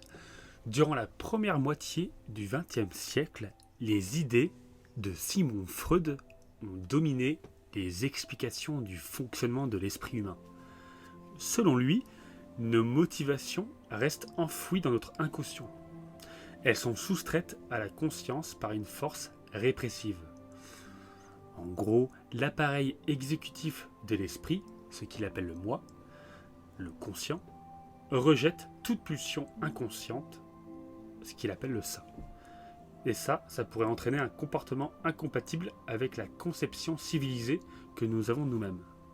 Cette répression serait nécessaire pour éviter que ces pulsions ne s'exprime sous forme de passion libérée de toute contrainte, de fantasmes infantiles, de pulsions sexuelles ou agressives. Freud affirma jusqu'à sa mort en 1939 que la maladie mentale apparaît justement lorsque la répression échoue. Ce qui est troublant, c'est que maintenant, les neurosciences presque ont tendance, selon pas mal de neuroscientifiques, à affirmer un peu les théories de Freud. Alors que moi, il y a beaucoup de psychologues et de neuroscientifiques qui n'aiment pas Freud parce que ces théories n'ont pas été affirmées. Mais on s'approche en fait, il n'était pas si loin de la vérité en fait, ce Freud. Mais bref, passons. On va parler justement d'une répression qui aurait peut-être échoué.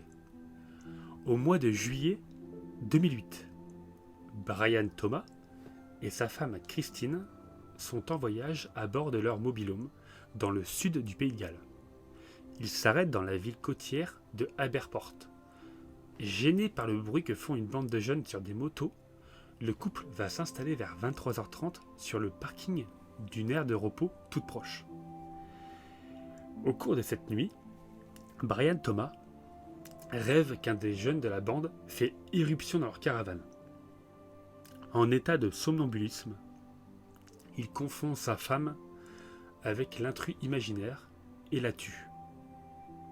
Telle sera du moins sa version des faits. 16 mois plus tard, Thomas comparé en justice pour meurtre. Un expert psychiatre expliquera que l'accusé ne savait pas qu'il étranglait sa femme, car Brian est somnambule depuis son enfance.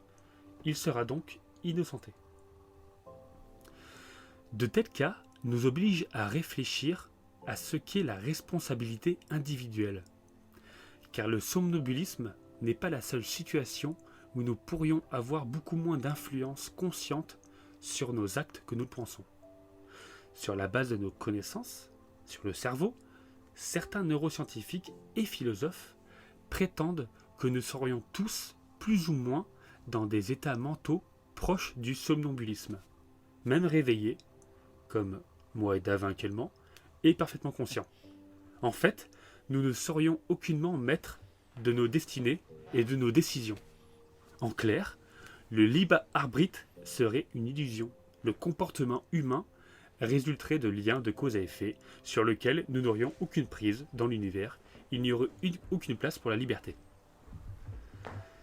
Certaines études neuroscientifiques semblent donner foi à cet argument. Elles laissent penser que des décisions conscientes ne seraient pas toujours aux commandes de nos actes. Ces derniers résulteraient d'une série de processus neuronaux et nous formerions nos intentions d'agir après coup, une fois l'acte accompli ou en cours de réalisation. Quant au cerveau, il piloterait nos faits et gestes sans l'aide de la conscience. L'impression d'avoir notre mot à dire, là-dedans, ne serait qu'illusoire, comme si la conscience venait après l'action. Et non l'inverse comme tout le monde le pense. Tous les neuroscientifiques ne se souscrivent pas à ce point de vue, et le débat autour de la liberté de conscience est loin d'être tranché. Mais que se passerait-il si les gens, à tort ou à raison, cesseraient de croire en ce fameux libre arbitre? Quel effet aurait-il sur le fonctionnement de la société? Pour obtenir des réponses à ces questions, une série d'expériences ont été réalisées avec des résultats plutôt inquiétants. Des enquêtes le montrent, plus une personne doute de l'autonomie de l'individu, moins elle est encline à demander une condamnation pour un délit, car nul ne devrait payer pour un acte auquel il ne peut rien. Tel l'exemple de Paul qui a tué sa femme en état de somnambulisme. Pour faire bref, une des expériences consistait en cela. Tous lisaient l'histoire fictive d'un homme en ayant tué un autre dans une bagarre. Ceux ayant été confrontés à des arguments contre le libre arbitre ont alors prononcé une peine d'emprisonnement 2 fois moins lourde que ceux chez qui la croyance en la liberté individuelle n'avait pas été ébranlée. Dans d'autres expériences, nous avons constaté qu'il n'est même pas nécessaire de mentionner les termes de libre arbitre pour modifier les conceptions et attitudes des personnes sur ce point, selon les experts. Il suffit de leur donner à lire des articles décrivant les processus neuronaux pour qu'elles jugent un criminel moins coupable que ne le feraient des lecteurs n'ayant pas été confrontés à un cours de neurosciences. Donc en gros, les gens brièvement initié aux neurosciences, recommande une peine de prison environ 2 fois plus légère que les autres participants. En fait, le simple contact avec des informations sur le cerveau humain semble avoir des effets similaires.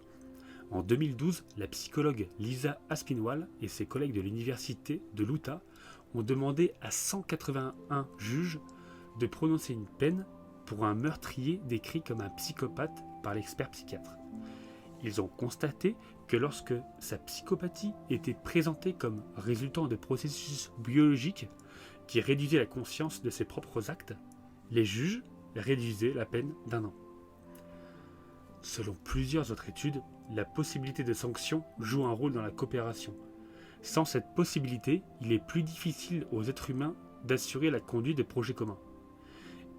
Il existerait donc un danger pour la société à ne plus croire à la responsabilité de chacun et à la possibilité de sanctions conséquentes.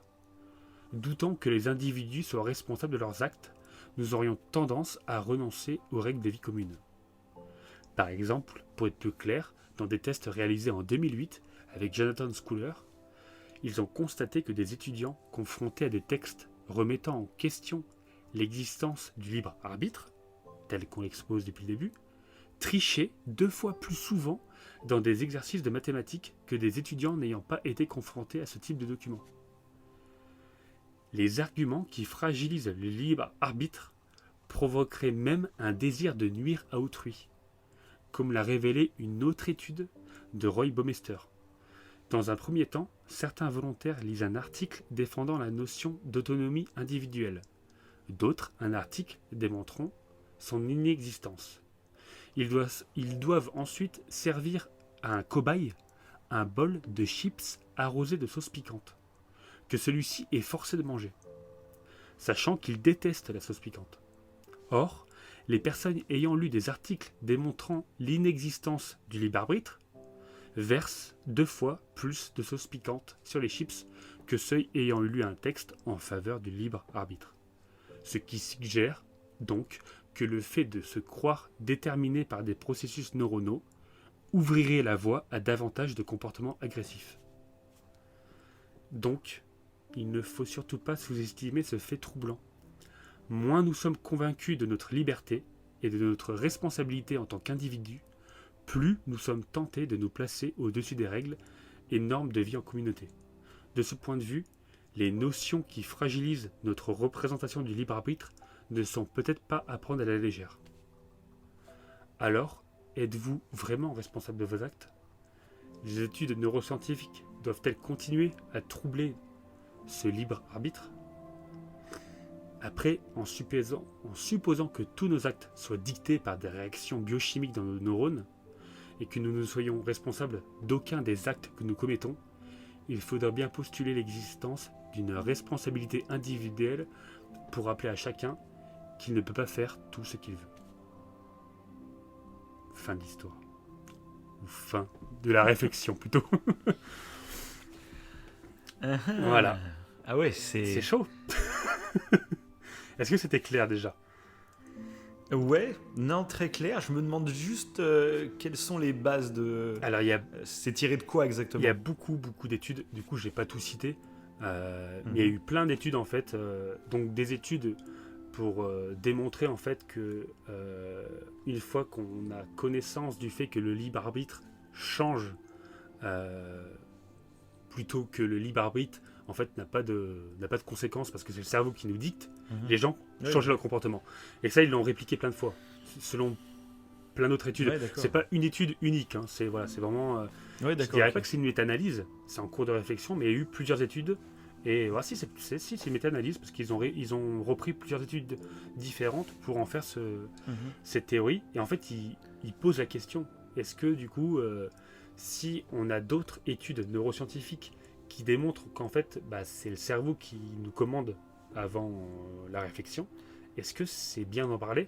Parce que du coup, ça rendrait les gens plus agressifs, pour un peu abréger ce qui est dit, quoi. Et du coup, là, c'est troublant, je trouve. C'est troublant, la question se pose. Mais bon, c'est à méditer, en fait. Parce qu'il n'y a pas de réponse. Si. Bah là, de toute façon, moi, ça me fait penser à une émission qu'on va faire bientôt, je sais pas quand exactement. Ouais. Tu sais, sur le film sur les extraterrestres. Ah ouais. Où je pense Ok. que ça va être un film qui va être très intéressant parce que ça m'a forcé à me penser, prendre du recul, tu vois, sur nous-mêmes, sur ce qui crée notre réalité, comme on a l'impression de la voir.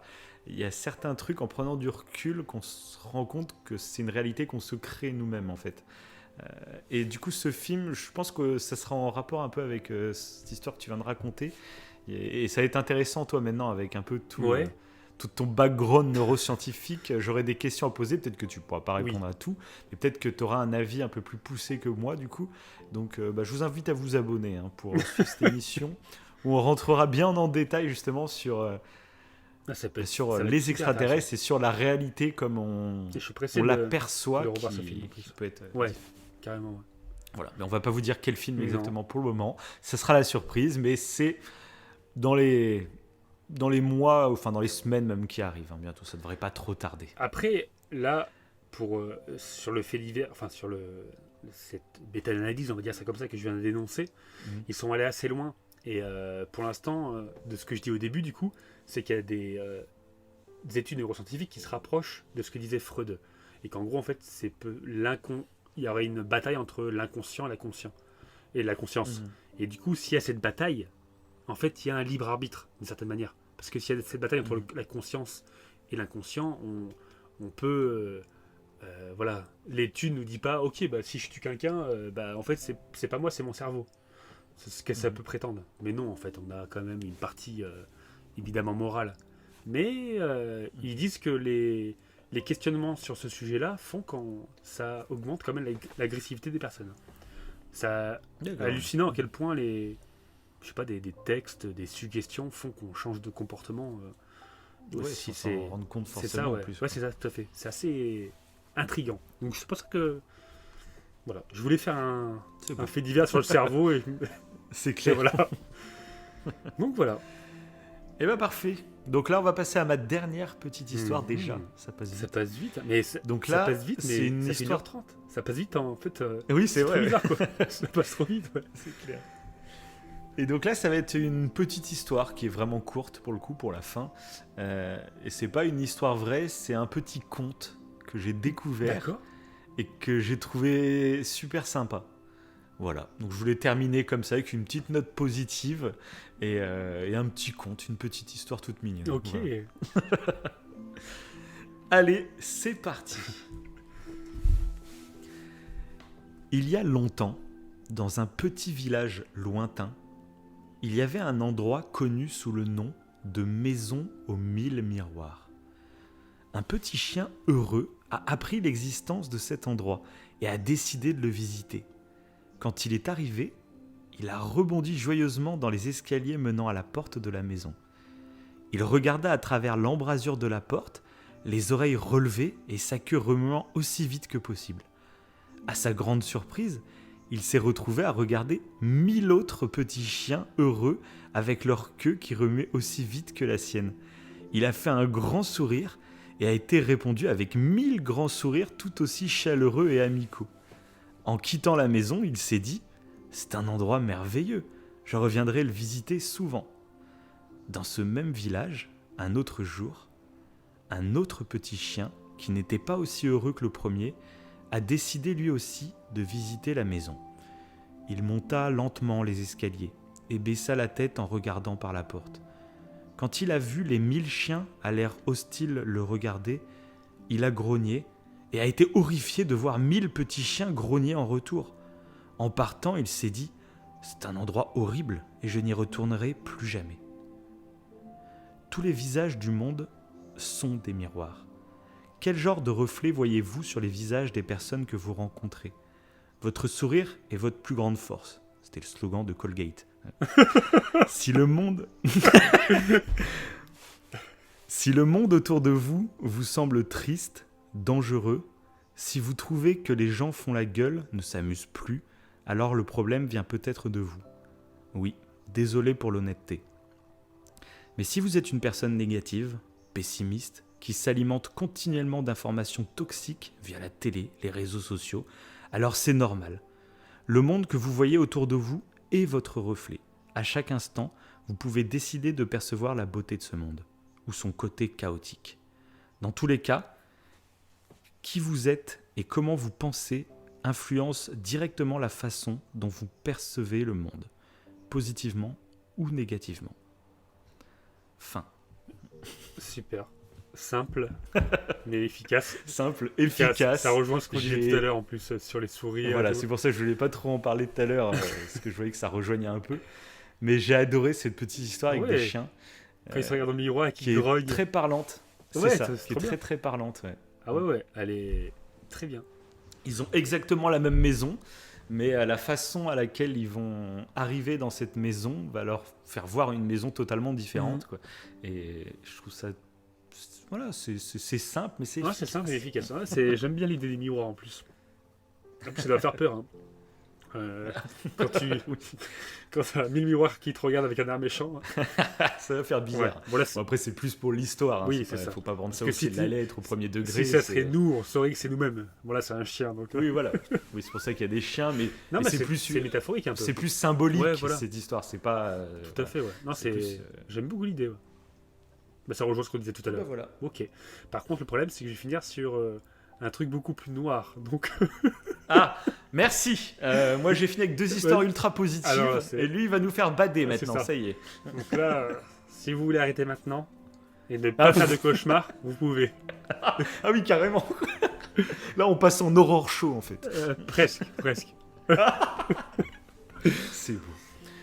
Bienvenue à l'Halloween 2021. C'est un teaser, c'est pour l'horror show.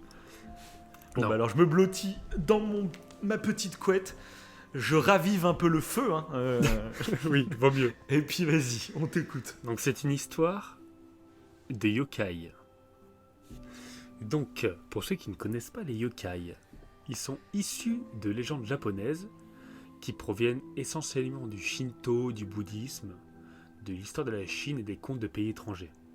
À l'origine, ces créatures chimériques représentaient la peur de l'inconnu et les tourments inexpliqués dont souffraient les Japonais.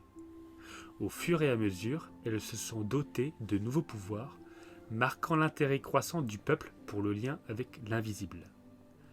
Les yokai font entièrement partie de la culture nippone et des arts traditionnels japonais. Croyances, traditions, superstitions ou simples objets de divertissement, ils sont également représentés dans de nombreux festivals et dans les médias.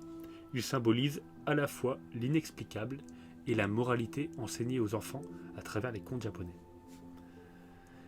Et maintenant, si je vous parle d'un fantôme hermaphrodite ou plutôt féminin, vêtu de blanc aux cheveux noirs, longs et défaits au visage soit blême soit déformé, vous aurez sans doute en tête les images de quelques films d'horreur japonais, comme The Grudge ou Ring par exemple.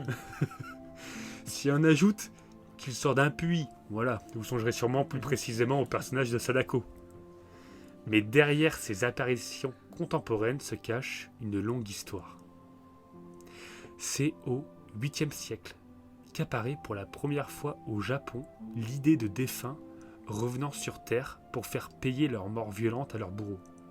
Leur vengeance peut revêtir différentes formes et consister en une maltraitance physique, un meurtre, une torture psychologique, voire une catastrophe climatique. Mais il existe heureusement divers moyens de les contrer.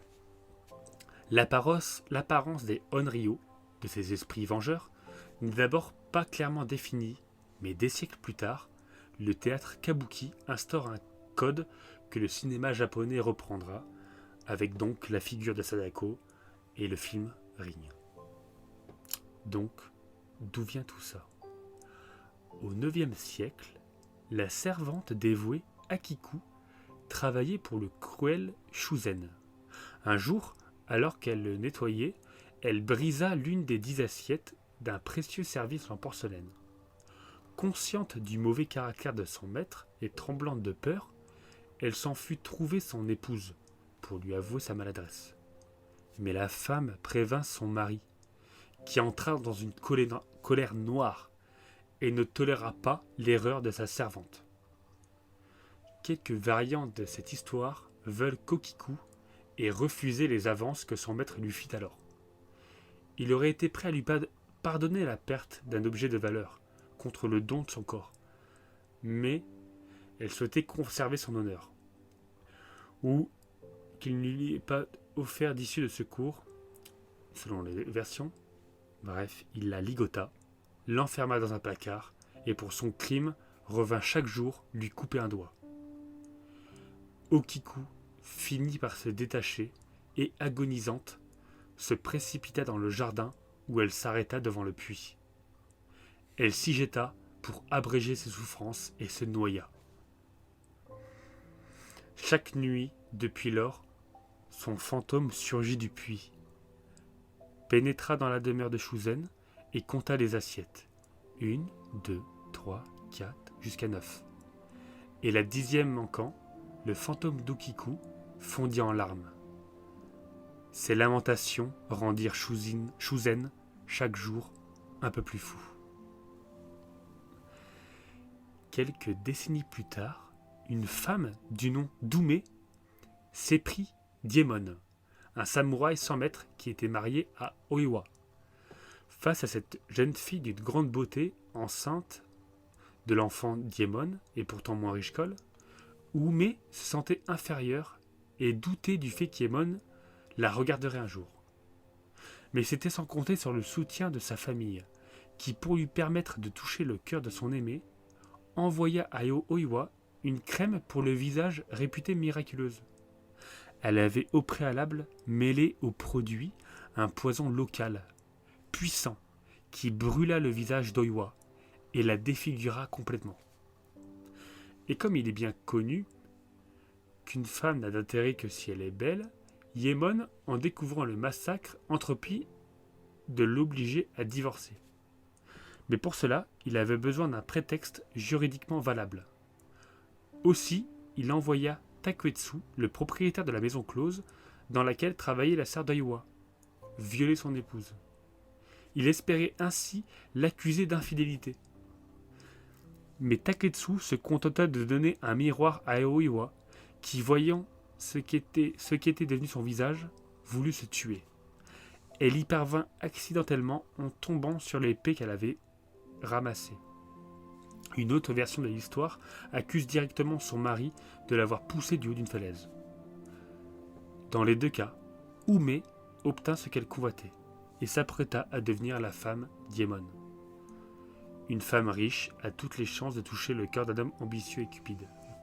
Mais la veille de leur mariage, Iemon aperçut sur la lanterne qui éclairait leur chambre le visage déformé de Oiwa. Il poussa un cri et dégaina son épée. Mais l'image s'estompa jusqu'à disparaître, et il se persuada qu'il avait été victime de sa fatigue. Le lendemain pourtant, alors qu'il soulevait le voile d'Ume pendant la cérémonie, il fit face à son ancienne épouse. La peau du visage pendante, l'œil gauche tuméfié et les cheveux brûlés. Terrifié, il lui trancha la tête d'un coup d'épée. Mais c'est bien évidemment le corps sans vie d'Ume qui roula sur le sol. Iemon s'enfuit et dans sa course, massacra une deuxième fois Oiwa avant de s'apercevoir que la personne qu'il avait abattue était cette fois le grand-père d'Ume, l'un de ceux qui avaient mis au point le poison destiné à Oiwa.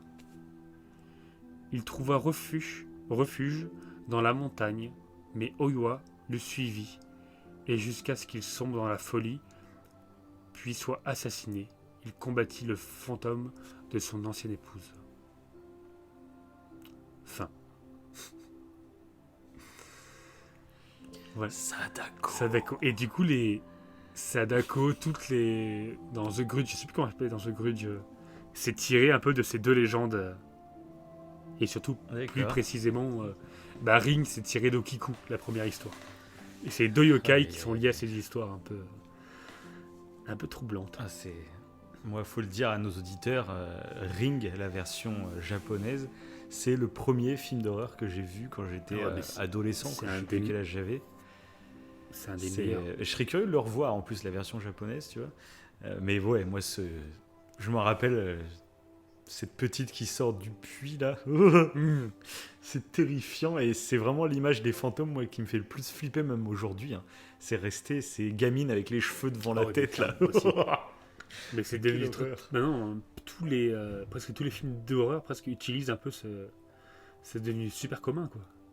Alors Ouais, qu'avant ouais, carrément, c'était c'est vraiment vrai les que- précurseurs quoi. Ring. Maintenant. Ouais. Ouais, moi aussi Ouais. ça me. Ça m'effraie. Regarde autour de toi s'il n'y a pas une petite fille avec des cheveux devant la tête. Quelle horreur. Ah, Ah ouais c'est ça, c'est ce vieux son. c'est Le son de bruit. The Grudge. Bon bah c'était beau tout ça. Ça y est, Voilà. on n'a plus d'histoire, c'est déjà terminé. Mhm. Et c'est. J'ai envie de pleurer, j'ai envie de pleurer. Top 5 histoires, c'est pas mal. Enfin, top 5. Les 5 histoires, je sais pas si on l'appellera top 5 histoires. Bah ouais, on va réfléchir Mais, à comment on va l'appeler du coup, mais C'est bah pas ouais, mal, je 5 pense que c'était histoires, plutôt c'est pas mal. cool. Ouais, et du coup, il y avait vraiment un petit peu de tout. Donc, Bah là, c'était. Là, on a fait du varié, hein. c'est ça. Euh, Yeah. avec des façons différentes de raconter. C'est ça. C'était vraiment cool. Donc j'espère que ça vous a plu. Ouais, dites-nous. C'est important. Dites-nous, parce que comme c'est une première émission dans le genre, mais je pense, moi j'ai adoré la faire, donc je Ouais, moi pense aussi. qu'on en refera.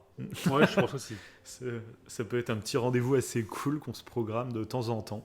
Donc un peu comme toutes nos émissions, hein, vous l'avez remarqué, hein, on ne peut pas vous dire quand sera la prochaine, donc abonnez-vous et ça sera peut-être dans 2 mois, dans 3 mois, on ne sait pas.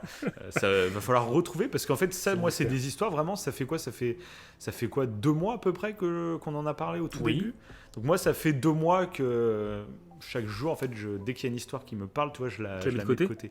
Donc Ouais. ouais, donc là moi je vais faire pareil. J'aime pas, tu sais, bon allez je prends 1 heure et puis je vais fouiller comme un taré parce que là tu trouves des histoires Ouais, qui... parce qu'il faut en trouver. Moi je préfère qu'on prenne notre temps ouais, c'est beaucoup mieux. et que sur 2 ou 3 mois, eh ben, en fait on retienne les histoires qui vraiment nous impactent. Je trouve ça plus intéressant, tu vois, parce que ce sera plus des histoires qui vraiment nous ont fait un truc, plus que bon faut trouver des histoires, donc Oui, clairement. allez je trouve ce que je peux quoi. D'ailleurs, moi, certaines histoires, on va parler celle des yokai, mais celle un peu sur la psychologie, c'était sur le site Cerveau et Psycho, qui est génialissime. D'accord. Voilà. Ok. Et j'adore tellement que je me suis abonné à ce site. C'est moins bien que Oui vos cerveaux quand même. Ah oui, c'est vrai, parce que oui, vos cerveaux est quand même beaucoup plus quali, mais Il est à la pointe, c'est à la pointe de la science, puis- hein, Oui vos cerveaux. c'est totalement du bénévolat. Hein. Il n'y a pas d'abonnement. Non, dis-le que tu gagnes des millions. Oui, Dis-le. oui, je gagne ma vie grâce à ça. Ah, ça serait beau, ça serait tellement beau. Ah c'est clair. Bon allez sur ce. Ouais, Bonne soirée à toutes et tous, en Cette, espérant vous avoir divertis ce soir. clairement. Et à la prochaine. Ciao.